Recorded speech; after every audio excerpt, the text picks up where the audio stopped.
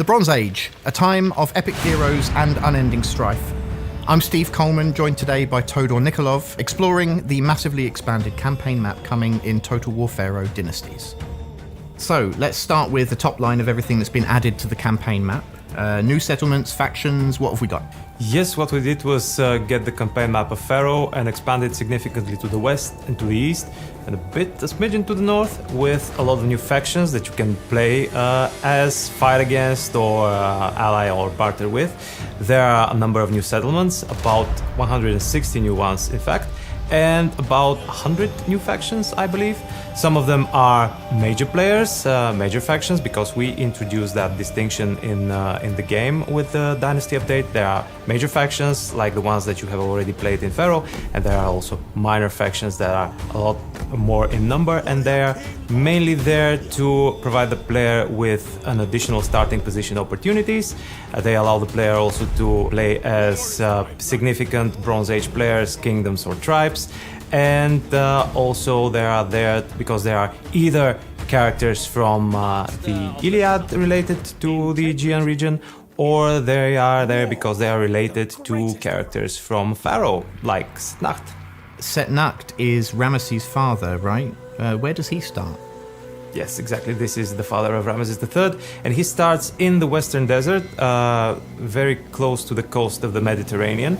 And from this position, he's got the option to expand further into the desert to the west, to the south. Also, in both places, he's likely to be fighting against Libyan tribes.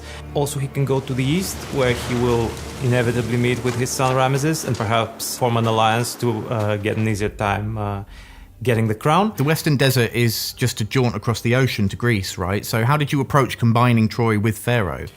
Well, first of all, we had to scale down the campaign map for Troy in order for it to fit the scale of Pharaoh's campaign map.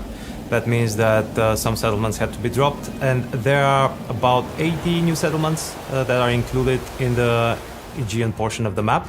We also had to rework some of the character art because we wanted to make them more historic. Their armors were a bit more flamboyant, and I'm looking at you, Hector, and you, Achilles. So another thing that we had to compromise with was the presence of the Amazons. We could find no feasible explanation on why they would be present in actual history, so there are no Amazons. But you have added the Black Sea? Yes, we added the Black Sea because we really wanted to have a complete map of Anatolia, and the Black Sea coast is right over there, so there was no reason not to include it. We also discovered that when we combined the regions from Troy and from Pharaoh, that there is a significant gap right in the middle portion of Western Anatolia, so we had to add a few regions over there. But now Anatolia is complete. You can conquer the whole of it, and you can carve another Hittite empire for yourselves if you want to.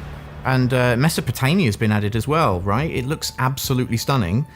What inspired the art style of this region? Are there any landmarks that you're particularly proud of? For Mesopotamia, we really wanted to create the impression of the cradle of civilization kind of place in the world, where you have fertile land surrounded by hostile territory, much like it is in Egypt, but it also had to look and feel distinct from Egypt. And it's not that hard because there is a single great river in Egypt, the Nile, and there are two of those in Mesopotamia, the Tigris and the Euphrates.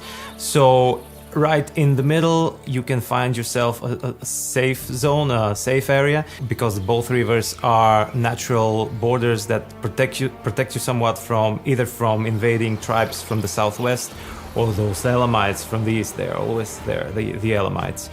As for any particular landmarks, the city of Babylon is there with a unique battle map inspired by the actual layout of the city at the time, and it's really impressive. And in addition to that, Ziggurat of Ur, which we have added as a monument on the campaign map that you can interact with as an outpost. This structure was built 800 years roughly before the events of the game, but is still standing over there today, monument to the entire civilization of humanity.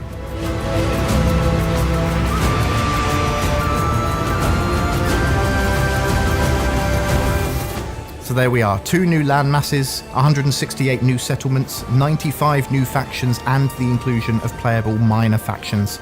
We'd love to know who you'll be starting out with, but our next dev diary might just sway your answer. we'll be heading to Mesopotamia.